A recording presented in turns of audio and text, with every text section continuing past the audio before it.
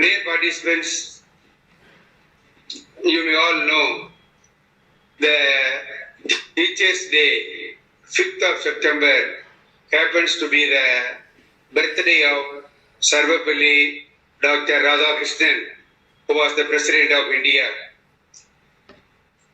He is a person who started his career as a teacher. Then he became the President of India. After he became the President of India, his friends approached him and asked him to celebrate his birthday. Immediately he asked his friends, "You celebrate my birthday as the Teachers' Day across India." This shows the passion he has for the teaching profession. Though he became the President of India, he had a lot of interest in the teaching profession. He had a high regard for the teaching profession, and he requested his friends that his birthday should be celebrated as a Teacher's Day. So this was started in 1962, and from that year onwards, the 5th September of every year is celebrated as the Teachers' Day throughout India. Today, most of the educational institutions, including schools, colleges, universities, are celebrating this occasion for two purposes. One, to honor the memory of Dr. Radhakrishnan, and it is also an occasion to express our gratitude and thanks to the teachers for their contribution to the society. As you all know, so there are different professions like medicine, engineering, accountancy, architecture, and so on. This profession, teaching profession, is considered to be a noble profession for the simple reason it is the teachers who produces the doctors. It is the teachers who produces the engineers. It is the teachers who produces the scientists, top level politician, and so on. But keep in mind, a doctor cannot produce a teacher. An engineer cannot produce a teacher. A scientist cannot produce a teacher.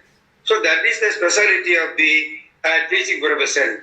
So that is why it is held in very higher esteem and given lot of respect among the people. Dr. Abdul Kalam says the future of India is in the hands of younger generation. But keep in mind, the future of younger generation is in the hands of the teachers. The teachers provide not only the knowledge to the students, it is the teachers who help them to develop good character and life skills so that the students will become an enlightened and responsible citizens of India. In India, the teachers are held next to parents. Mada, Vida, Guru, Devam. எல்லாரும் உங்களுக்கு தெரியும். அம்மா, அப்பா, நம்ம பெற்றோர்களுக்கு அடுத்து முக்கியத்துவம் கொடுக்கிறது நம்ம இந்தியாவில் it is the teachers. The teachers are like a candle which consumes itself to give light to the society. Similarly, the teachers, like the captain of the ship, who give direction to the crew, it is the teachers, they give a new direction to the students to succeed in their life. So it is our responsibility as a public, as a human being, as a student, every year we have to celebrate this occasion to express our gratitude and thanks to the teaching community. For today's teacher day celebration, we have with us Ms. Mahalakshmi who is the CEO of the Compounding Solution. She is a certified trainer in the field of management and soft skills. So far, she has conducted more than training programs for various companies and educational institutions. She is also a visiting faculty for a number of engineering and management schools. Apart from that, she is a powerful speaker both in English and Tamil.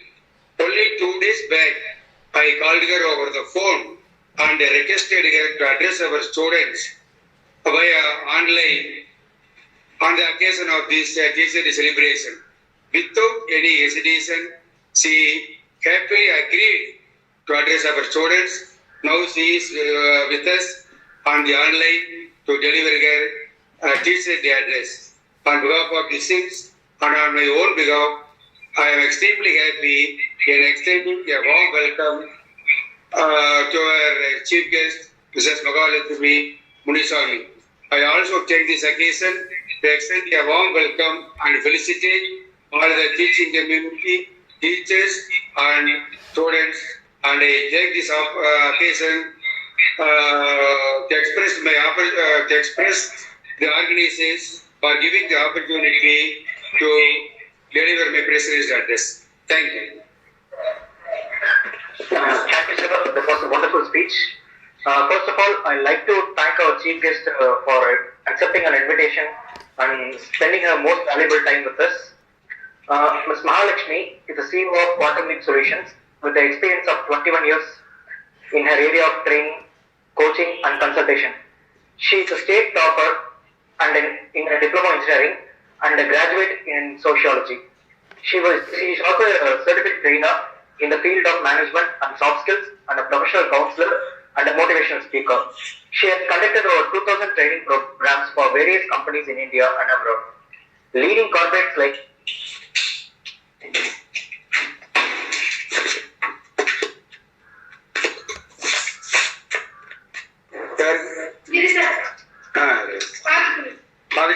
Okay.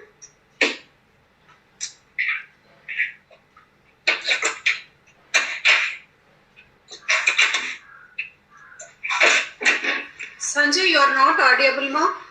MRF Tires, LG Equipments Limited, ITC, Build Up in Power, LMW. Ma'am, is it now audible, ma'am? Ma'am, is it now audible, ma'am?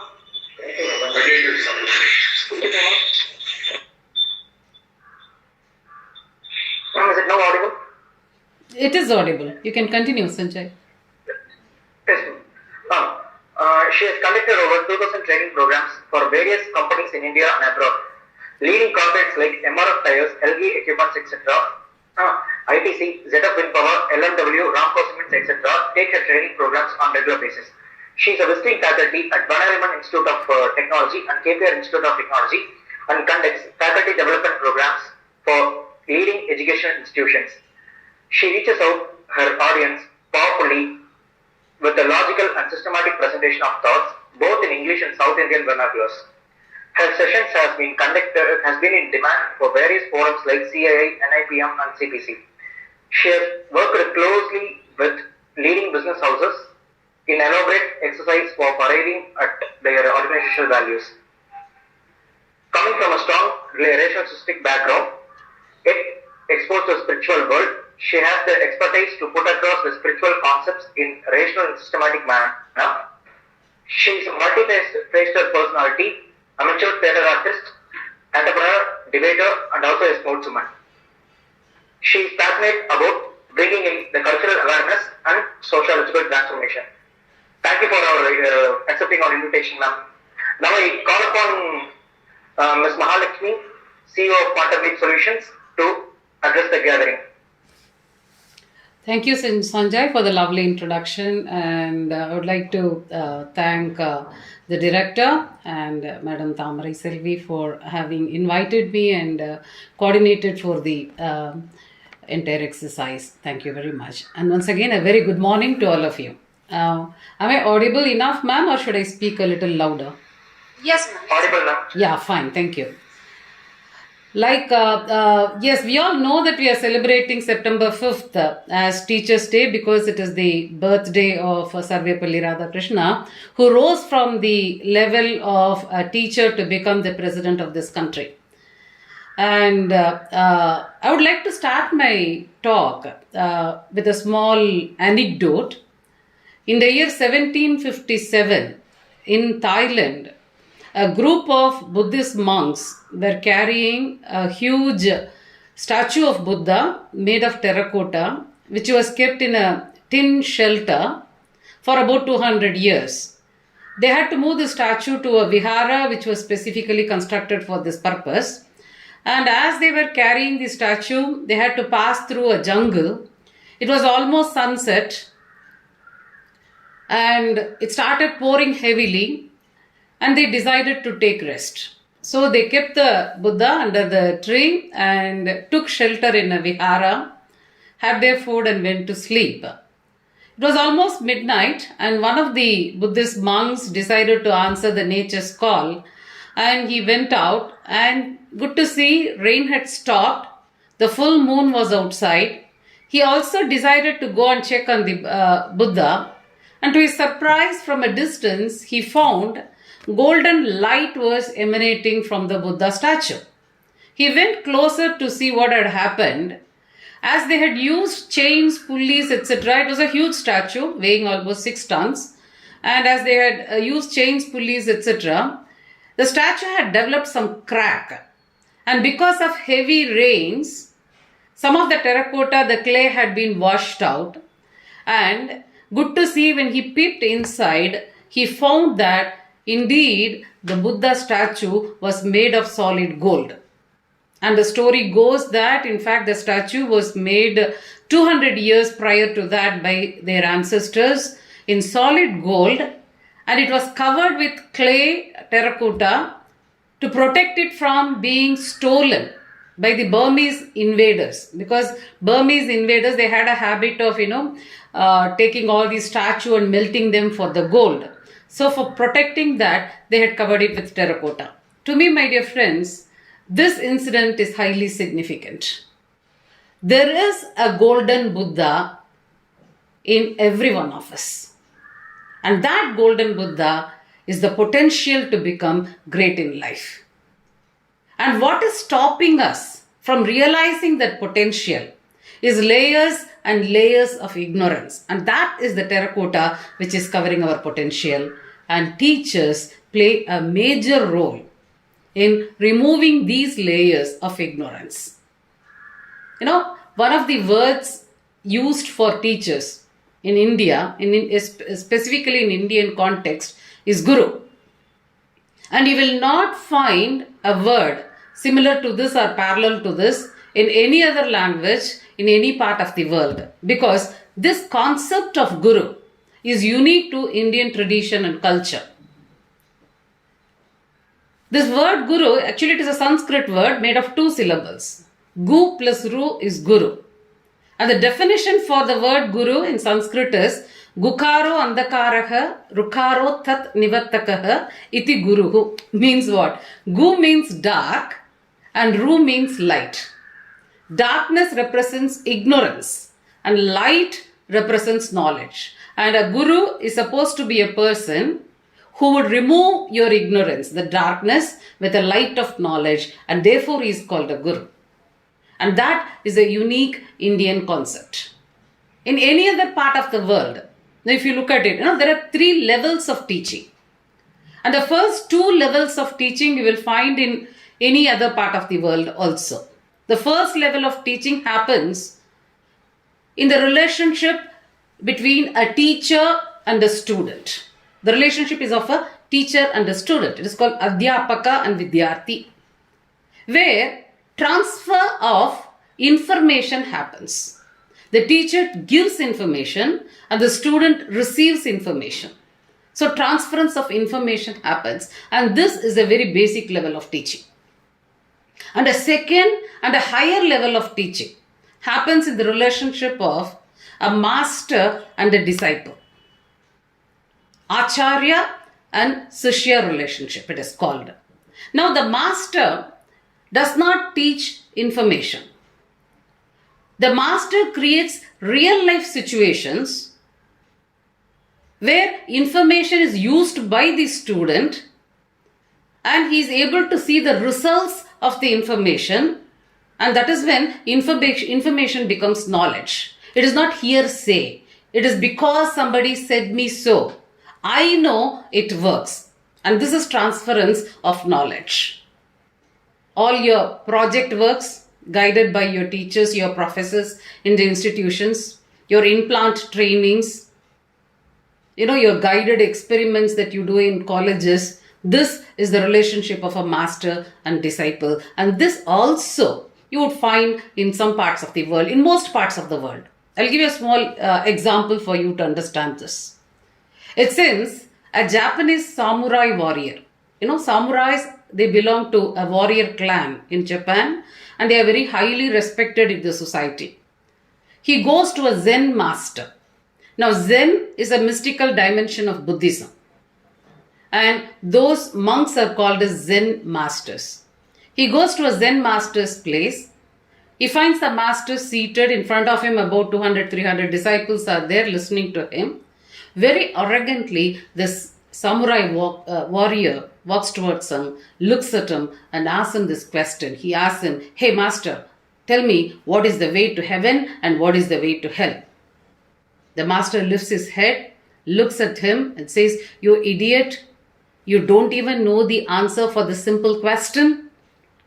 And as he is insulted in front of about 200-300 disciples, his ego comes out very angrily. He starts thinking, this monk, he has the temerity to insult me in front of so many people. I'm such a hugely respected samurai warrior. Out of anger, he pulls the sword from the sheath, about to chop away the head of the Zen master. And as he is starting to do that, the master smiles at him and says, "Now this is the way to hell." Then the samurai warrior realizes actually the master had created a real life situation to deliberately make me angry, for me to realize it is the angry reactions to situations which will create hell for me in my life. And with that realization, he gently puts the sword back into the sheath, and then the master smiles at him and says, "Now this is the way to heaven." And this is how masters function. They create real life situations where an information can be used by the student and to see the result firsthand, and then information becomes knowledge. And this is the second level of teaching, where transference of knowledge happens between the master and the disciple. And the third and the highest form of teaching is between a guru and a bhakta. Now, a guru does not give information. A guru does not teach knowledge. In the very presence of the guru, the student becomes enlightened, because the guru has become the person that he wants to see in his student. The very being, the student becomes enlightened. Therefore, in India, we say, I'm going for the darshan of my guru. We never say, I'm going to see guru. I'm going to meet guru. We always say, Guruve darsikka pohirom, they say, I'm going to have a darshan of my guru. Because the guru's being level is so heightened, in the very presence of the guru, the student becomes enlightened. And this is what happened, the story of, Eram Marivu movie patripingla. Surya acted a role. What is the role? Bodhidharma. You know who he is? He is actually the third son of a Pallava king who had gone to China to spread Buddhism. He had finished all his work and he wanted to appoint a successor. And he had shortlisted 4 people. And he asked one simple question to all 4 of them. The first person he called and asked him, what is the essence and soul of Buddhism he asked. And this student answered, the essence and soul of Buddhism is meditation. For which he says, yeah, of course, meditation is a part of Buddhism, but this is not the whole and soul of Buddhism. It's just a skin level answer, he says. And the second student, he asks the same question, and he comes forward and says, the whole and soul essence of Buddhism is shunya, zero. The master says, yes, when you go on meditating, you reach the state of shunya, and therefore it is slightly deeper than the previous answer, but this is only a bone level answer. You have to go deeper, he says. And the third disciple comes forward and he says, the essence and the whole and soul of Buddhism is nirvana. For which Bodhidharma again says, this is much more deeper, but it's just nerve level. You've not got the soul of Buddhism, he says. And he asks the fourth student the same question. Now, this student, he just looks at the master and tears of gratitude and innocence start flowing from his eyes, and he stands in total silence. For which Bodhidharma says, now you indeed have understood the whole and soul of Buddhism. In the very presence of the Guru, the person has become what he wants to see in his students, and that absolute silenceness is what is the whole and soul of Buddhism, he says. So, a Guru does not give information, does not give knowledge, he transfers wisdom. Now, somebody tells you an information, it is a second-hand information. You use it in your life through your projects, experiments, lab work, etc. It becomes knowledge. This knowledge, when you chew, you digest, you do chintana, manana, reflection, contemplation. And through this whole process, when you start living every moment of your life, that is when knowledge becomes wisdom. And that is what the gurus of this country do. Greatest of great nations have been architected and created by great people. You all would have heard about Alexander the Great, the Greek king. But how many of us know about his gurus? He was taught by, his teacher was Aristotle, and Aristotle's teacher was Plato, and Plato's teacher was Socrates. The golden age in India, they say, the golden period, was ruled by the greatest of great kings, Chandragupta Maurya. And he had a great guru, Chanakya. Arjun, the greatest archer, Arjuna in Mahabharata. Who is his guru? Dronacharya. And Vivekananda, Swami Vivekananda, who created the spiritual awareness in this country, his guru was Ramakrishna Paramahamsa. Like this, greatest of great nations, awakenings have been made by these great gurus who have sacrificed, like Sir said, like a candle. Those kind of gurus, they sculpt and create a beautiful nation. Now, how to identify those gurus in life? You have to become a deserving student.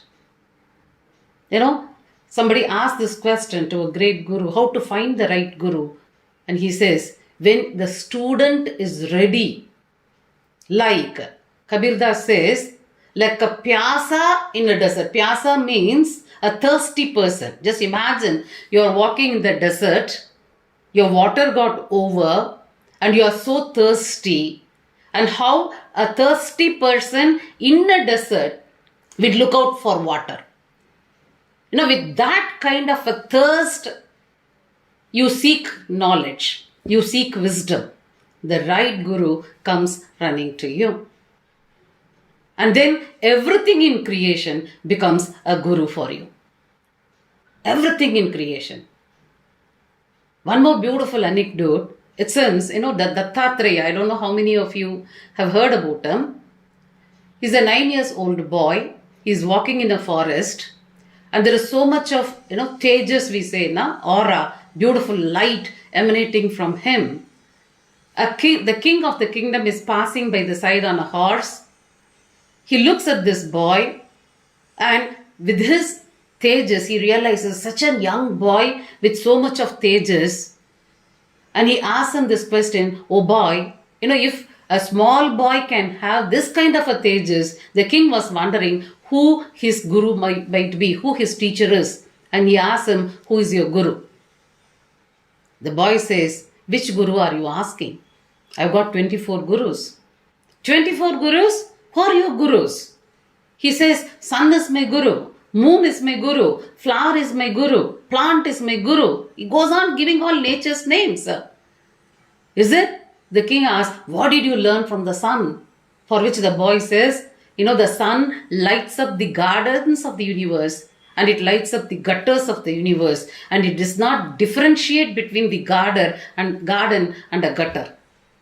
So I learned from the sun, if I can give unconditional love to all the people, whether they are deserving or not, I should give unconditional love. That is what I learned from the sun, he says. What did you learn from the moon? The king asks. He says, moon does not have its own light. It takes the light of the sun and reflects it. And the moon's light is much more cooler than the sun's light, because the moon knows it is not its own light, it is not created. So whatever is best in us, we are just instruments. So to be egoless, that I have not created everything, that I have been an instrument to give out goodness in this society. So how to be egoless is what I learned from the moon, he says. And what did you learn from the flower? The king asks, for which the boy says, garbage is put to the plant as fertilizer. Garbage which stinks is put as a fertilizer to the plant, but the flower has the alchemy. Rasavadam solra, the alchemy to convert the stinking garbage and to give out a beautiful fragrance. And what I learned from the flower is, if I can live in this negative world, there will be so many negativities, but if I can have the alchemy to convert these negativities into positivity and just go on giving out goodness, that is what I learned from the flower. He says, the conversation is very deep. The king goes on asking about each and every aspect of nature, what he learned, and he goes on giving all his learnings. And you need to become that kind of a student. Then everything in nature, everything in creation becomes a guru for you. And for that to happen, for the deserving student, for the right gurus to happen in your life, we need to develop an attitude of gratitude. Vietnam War happened. After Second World War, there was the major war fought, between the US and Vietnam. There was this fighter pilot whose job was to fly his aeroplane, bomb the enemy territory and come back. And one day, when he was bombing the enemy territory, his flight was shot by a surface-to-air missile by the Vietnamese soldiers. The missile caught fire. Out of panic, this pilot, whose name is Captain Kemp, reached out to the nearest parachute which was available and jumped. And as he jumped, the parachute opened up. He landed safely. But he landed in an enemy territory.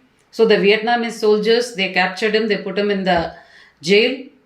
And he suffered so much for about 6 years in the jails of Vietnam, after which the war came to an end.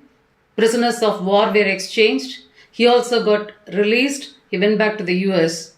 Then the later part of his life, he has written a lot of books, etc. How you can survive in difficult situations if your mind is very strong. He became a motivational speaker, conducts workshops, etc. He shares a very beautiful anecdote. It seems one day, Captain Kemp was having dinner with his wife in a restaurant. Suddenly, the restaurant door flung open and a young man, walked towards him with surprise and shock on his face, stopped in front of him and asked him, "Hey, are you not Mr. Captain Kemp, who flew the sortie number, the flight number 4327 on July the 17th, whose flight was shot by the enemies and caught fire? Are you not the same person?" Now Kemp is shocked and he says, "Yes, I am indeed the same person. But how do you happen to know so many details about me?" For which this man says, "I know each and every blessed detail about you. Because right from the moment I came to know that your flight caught fire, from that moment to this second, I was carrying a huge burden on my chest, he says.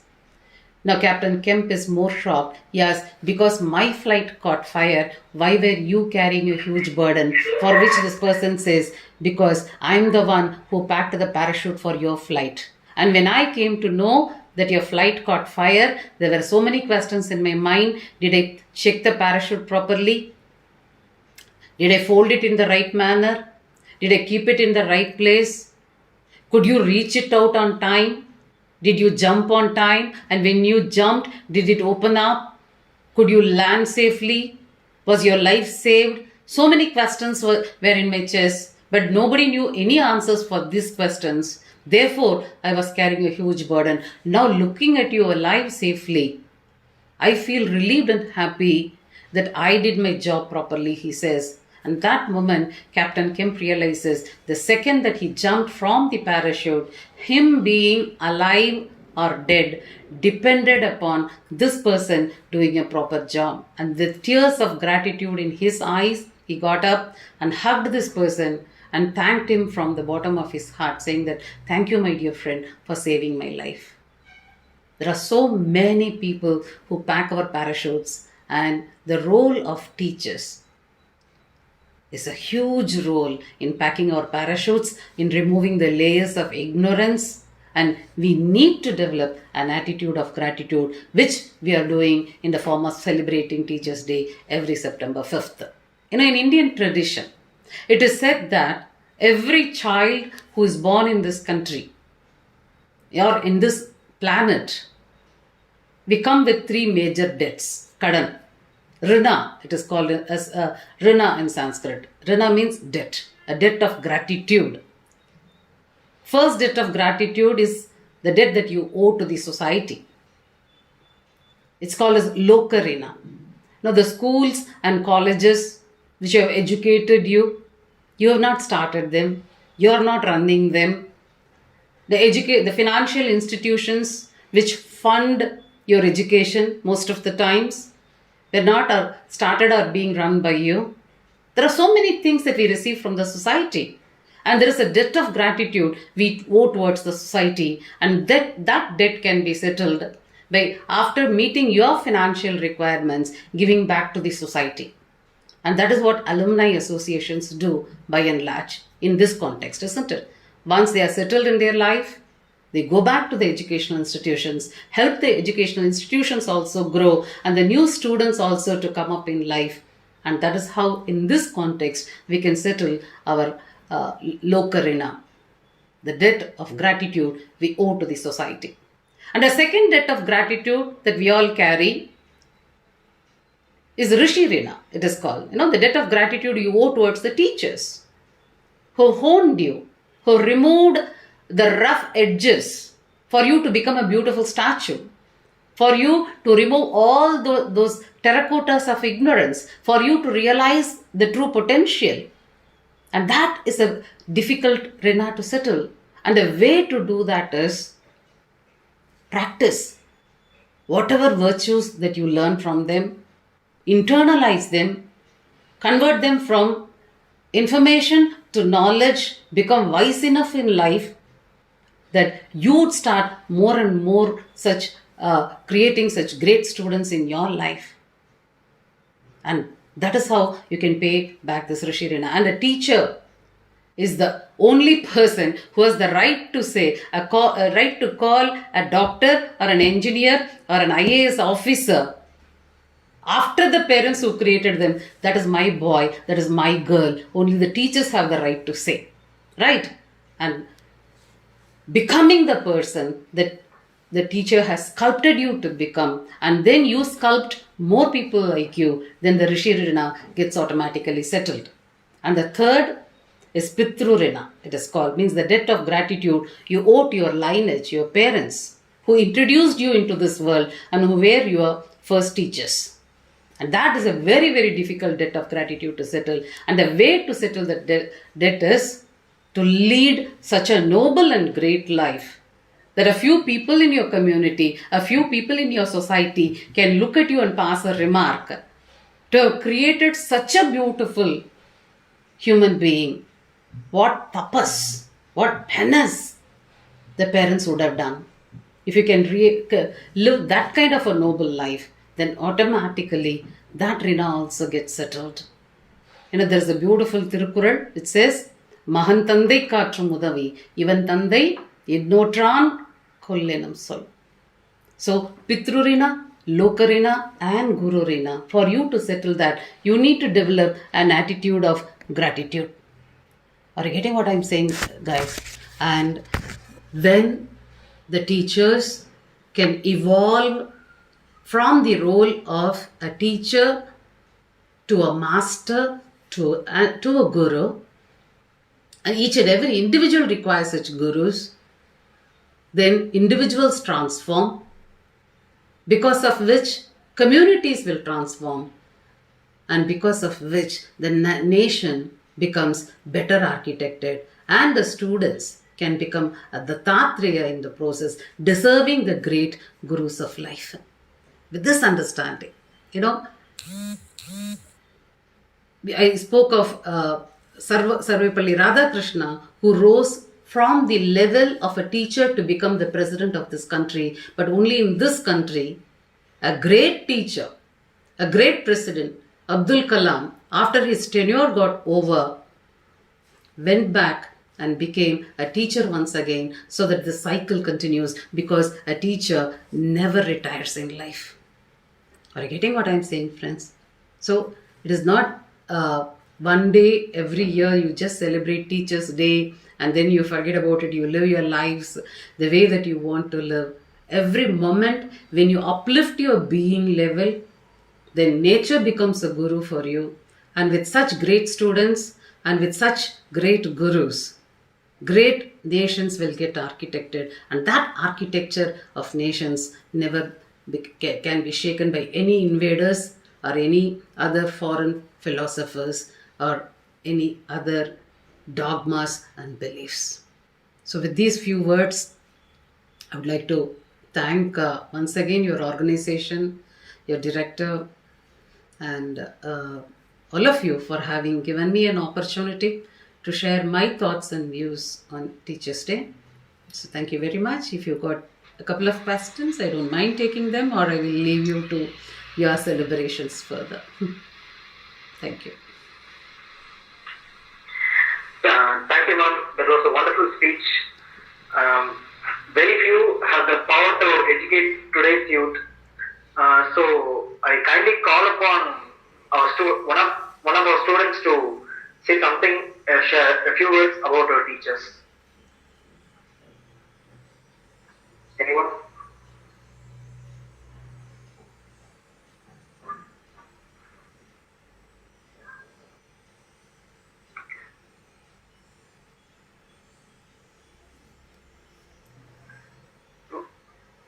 Students?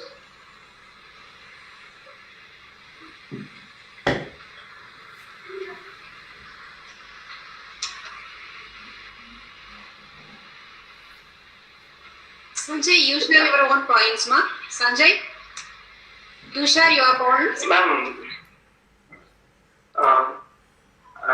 I can't say particularly about the staff, ma'am. I really, my undergraduate is engineering, ma'am. Apart from that, the staffs here are so friendly and kind, ma'am. I feel a home here, ma'am. Short and sweet, I feel a home here, ma'am. Thanks a lot for guiding and supporting us, ma'am.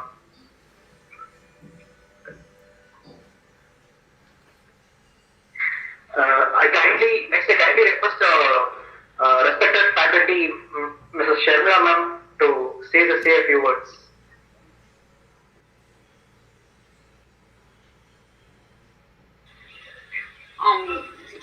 Wait.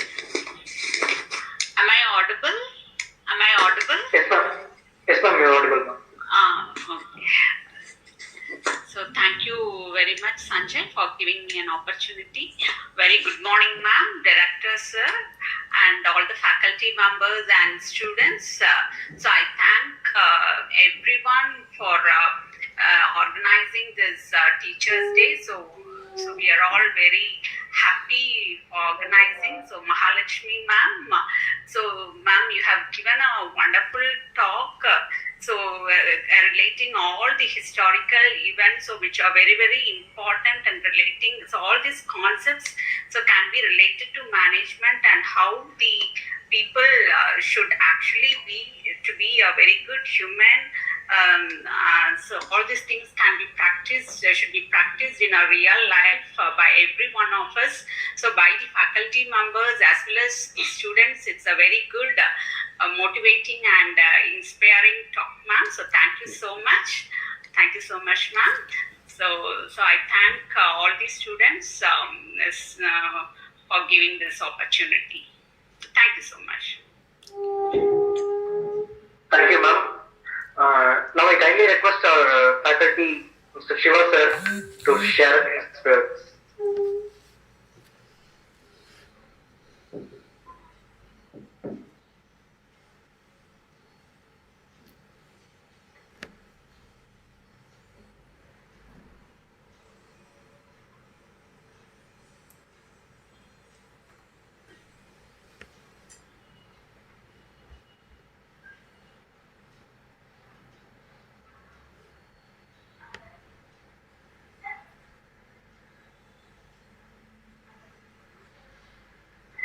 Ma'am, can you?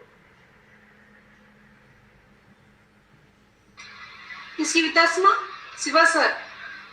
Ma'am, I think not, ma'am.